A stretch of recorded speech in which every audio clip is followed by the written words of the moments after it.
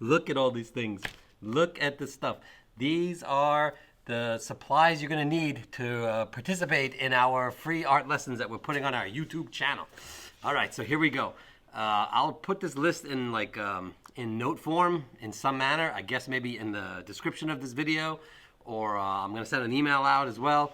So if you're not on our email list, let me know. Join our email list. Okay, so this is what the stuff you need. Now, before I go through all of the things, I'm going to treat this like a real art class. I am going to try.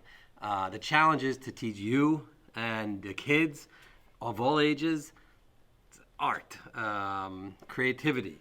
Try to keep them engaged through these cold months. So my suggestion is, kids love this one. I don't use this. I have my sharp tools in here. Get them like a box to put the stuff in. ArtBin, I'm not sponsoring anything or anything like that. I'm just letting you know.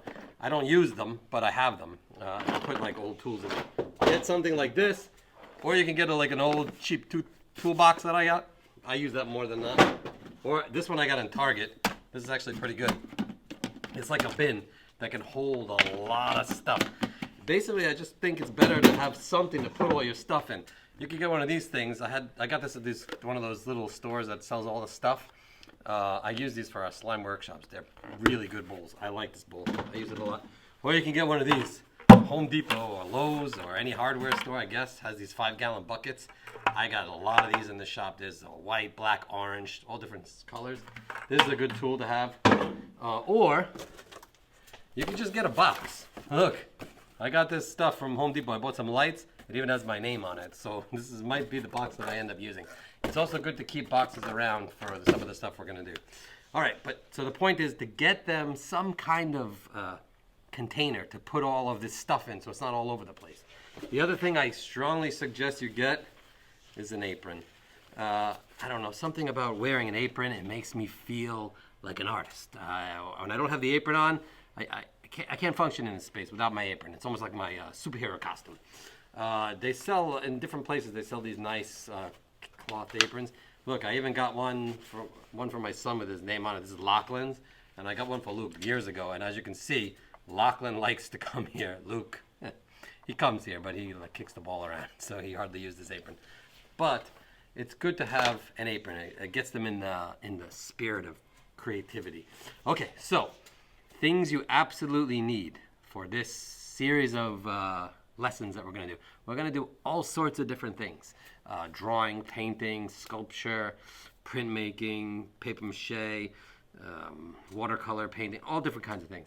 You desperately need pencils. As many pencils as you have should be fine. We need regular number 2 pencils. I like to get these eraser things because I chew down the erasers because we're going to be drawing and erasing a lot. For older kids that are more into art, you can go and get some of these nicer drawing pencils that they have. If you have questions about the kind, just let me know. There's charcoal pencils, graphite pencils. Younger kids, this is fine. If you want to paint them a different color, make them feel like they're drawing with something other than what they use in school. But the older kids, they tend to like pencils. I just use whatever I have in my hands. Crayons, we need crayons. We're always going to use crayons. We use them a lot. Colored pencils, always good to have. Crayola, to be honest, it's the best. I've bought all different kinds of brands. They give me chills when I draw on them. Crayola, the colors are the best. I don't know how they do it, but they know what they're doing. Broadline Markers. I don't know how old you are watching this, but if I'm 48, and I bought these from a place called S&S Worldwide. They have them in Crayola. They have all different kinds. But this made me think I was a kid again. I used to do this with my markers, and there's just something about these markers. I use them all the time. I'm going to use them a lot. So it's good if your kids have similar materials that I'm going to be using. So I would say get Broadline markers. A couple of Sharpie markers is really good to have. It's important. You're going to need that. What else? Okay, yeah. Brushes. Now, let me get this stuff out of the way. So I talked about all those things, right? I told you need pencils, colored pencils, crayons. Oh, pencil sharpeners. If you're going to use bigger pencils, it's good to have one of those with the bigger. Okay, rubber bands. you have to have some rubber bands. We're going to do some stuff. We're going to build some cool little machinery looking tools and different things. We're going to use rubber bands. Paintbrushes. Now, the thing about paintbrushes is there's cheap paintbrushes and there's really expensive paintbrushes. And there is a difference, and it really depends on the child, your age, your budget, and all that kind of stuff. It's really good to have a couple of big brushes. These are really expensive brushes that get beat up, and I take care of them really well. This kind of brush, numbers, in terms of numbers, just a couple of big brushes, like decent size, and a couple of small brushes. Now, there's different kinds of brushes. I don't know if you can see this. I don't know where the camera is, but there's like the regular looking brush, and then there's the one that almost looks like a pen or a pencil tip. You need a couple of each in different sizes. That's going to really help. There's also this brush called a fan brush. We're going to do some watercoloring. I'd like the kids to have a fan brush, and you, if you're going to participate. I don't have a fan brush. I make my own fan brushes with a pair of pliers. I squeeze the brushes as they get dinged up, and I make my own fan brush. But the regular fan brush looks something like this. If you want to buy a regular brush and take a pair of pliers to it, that's good too. That's what I do. But you'll see in the store a brush that looks like this, or you can go online and type fan brush. Anyway, a couple of those, or one of those is enough. These kind of brushes, some of the work we're going to do is large paintings. I'm going to suggest you get a canvas or a drop cloth from Home Depot, or an old t-shirt that we're going to stretch over a piece of masonite or something.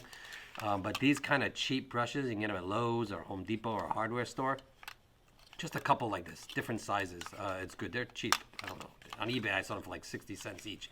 But anyway, we need some of those. Brushes like this, brushes like this. Okay. Paints. Now, how do I describe paints? The paints that I use are from a store called Blick. I just think their pigments and the colors are the best. I saw online, and I'm going to put a link to it, they have this starter set of, these are pints, and they have black, white, green, red, blue, and yellow, I think. This is the primary colors with some green or brown. I can't remember. But this is, I think it's like $20 or $17. I can't remember the price, but I'll put the link in. If you're going to be seriously painting and working on a lot of these lessons that I'm going to do, it's really going to be helpful, and you're going to use this paint. It's not going to go to waste. So I would suggest Blick Paints that have that starter set, and again, I'll put the link in. If the kids are young, you can get one of these things. It's fine. On paper, this paint is fine. On canvas, it's not going to really work that well, but we use different things that will help. Baby powder. I'm going to ask you to get some baby powder and glue, and we add that to our paints, and that gives it some kind of nice thickness and consistency. So yes, you can get this kind if the budget is not great, or if the kids are really young. You don't want to waste a lot of money on this kind of paint, and don't leave them unsupervised because they'll pour it all over the place. But anyway, that's about paint. Regular paint for big time painting. Then we're going to do some watercolor. Now, I use these most of the times. This is perfectly fine. We just need some watercolor. They have these watercolor paint pucks and all sorts of things. Then they have the little bit nicer, what you see this kind of a thing. If you go to the art store, you'll see these. They're not, some of them are really expensive and some of them are pretty cheap. You don't need to get a really expensive one. This is a really expensive one. Oh man, my box got a little messed up. This is so nice. It's one of my favorite things. I love it so much that I never use it. This one is so cheap I never use it. This one is in the middle. I use it all the time. So there you go. Get some watercolor. This is fine. And then you're going to want a little bit of watercolor. Paintbrushes for watercolor tend to be the smaller ones. They have these kind of starter sets. I usually use all of these brushes that I use for watercolor and regular painting. I just wash them really well, but you don't have to be so specific. Oh, if you want, if the kid loves watercolor and is a little older, really into art, you can get tubes like this. I'm going to do some color, teach kids about color and show them how color is made. We'll use the regular cheapy watercolor trays, but if you want to get them watercolor tubes like this, some of these tubes are crazy expensive. Some of them are like $3 a tube. If you want to do this, if they really want to get into this, a nice gift for the holidays, get like blue, red, yellow, black, and white. That's it, because you'll spend too much money on all the other colors, and we can make all different colors. Okay, other things you need. I don't know if I said it already. Scissors. You need scissors. A hole punch. You need to have a hole punch. It's very important. Some spoons and a couple of these butter knives, or this, I don't know, if the kid's young and you're afraid about this, then don't give him a knife. Coffee stirrers are fine. We're gonna do a mixing and stuff. An old toothbrush, don't throw them out. Wash them in boiling hot water, or put some tape on it, tell the kid not to put it back in his mouth, and use this. We're gonna use this a lot. If you can get to like a hardware store or a Home Depot or Lowe's, one of these is called, I call it a pallet knife. I don't know what it's called, like a scraper or a mixer or a paint thing. Get one of these. I don't know if you can see it over the black background, but one of these cool, like, you know, the paint things. What else? Some rags. Look, whenever I go to the Met game, I get a free rag, I bring it here.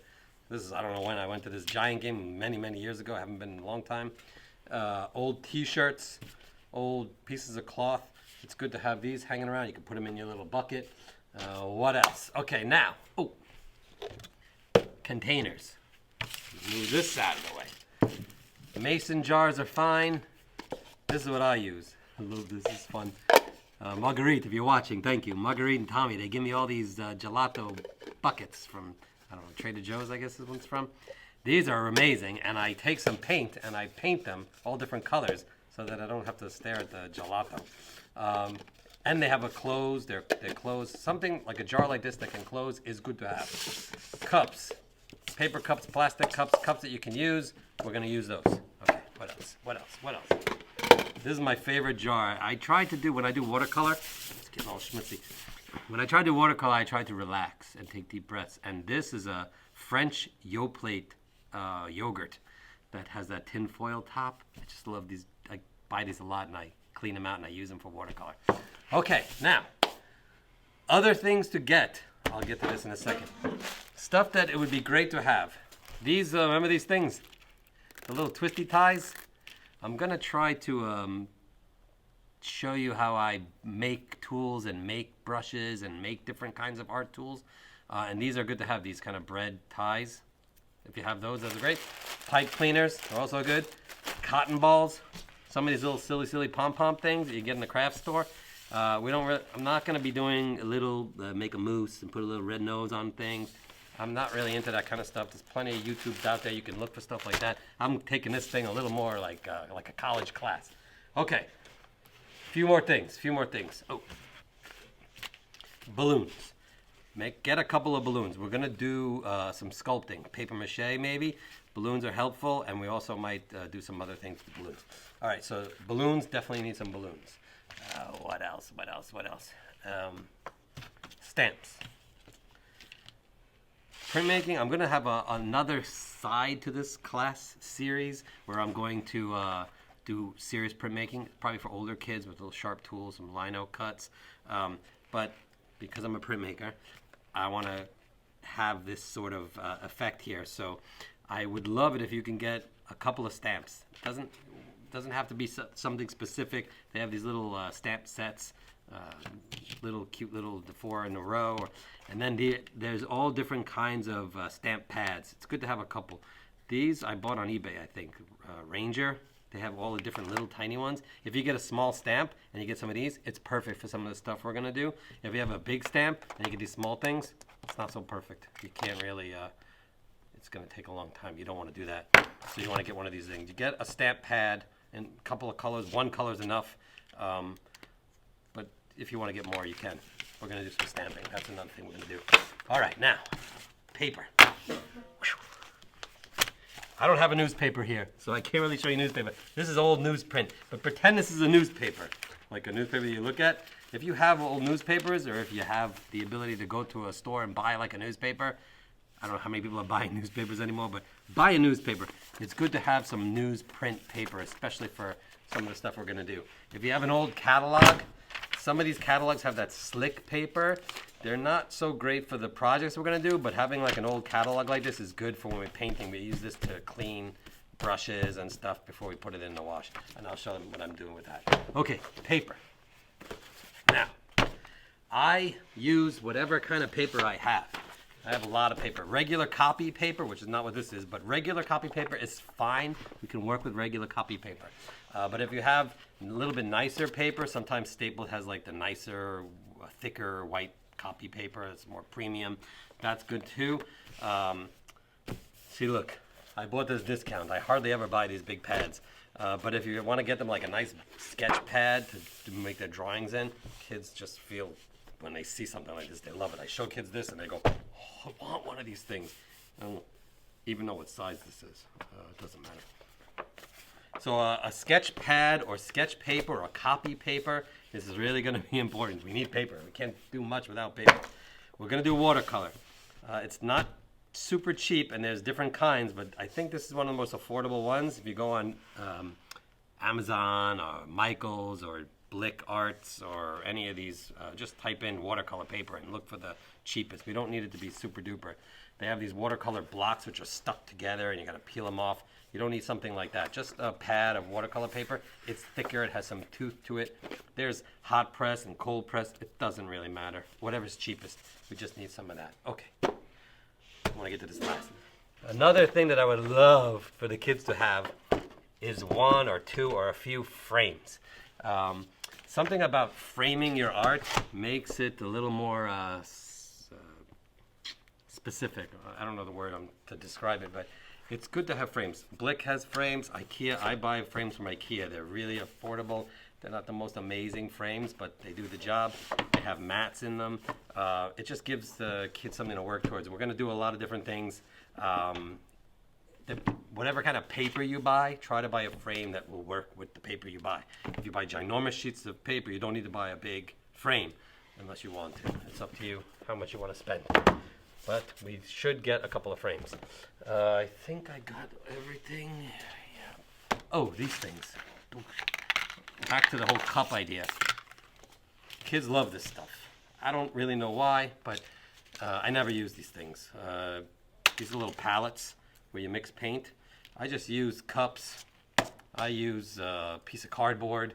I don't really use these things, but kids like them. So if you want to get them one of these things, this is nice to have. It's a nice gift. Give them with the brushes. Some stores sell this little thing with a set of brushes. 9 times out of 10, the brushes that come with something like this are not that good, but that's up to you. So yeah, kids like this kind of artsy looking tool. All right, so that's that. Now, it's not a shameless plug, but a sketchbook, something to journal in. I am going to try to get them to write about art as well, and you as well. I'm going to use this book. I love these books. They're so cheap. And the reason I love them so much is because they're so cheap, I don't care about them. I don't think that they need to be precious. You get a kid a beautiful sketch pad, they love it so much they don't want to do anything with it. This is a book that I made for myself with my name on it. We make these things. You can certainly order one of these if you want, but I hardly use my own books. See, look. How's that for a commercial? Oh yeah, I did this thing once. That's kind of cool. But something that they can use to continually write. I'm going to, I'm not going to give homework. I'm going to give fun work, stuff to do outside of watching the videos. And I'm going to try to get the kids to write or draw or create something in this book. And my hope is that in the next couple of months, this book is going to look very beat up, and I'm going to decorate the cover. And that's the first fun work assignment that I'm giving everybody. I want you to get one of these sketchbooks, or sometime like the regular black cloth-bound sketchbook, and decorate the cover and make it interesting. That's what I'm going to do. I'm going to get this done by Tuesday of next week. Okay, so I think I covered everything. Do I have everything? Oh.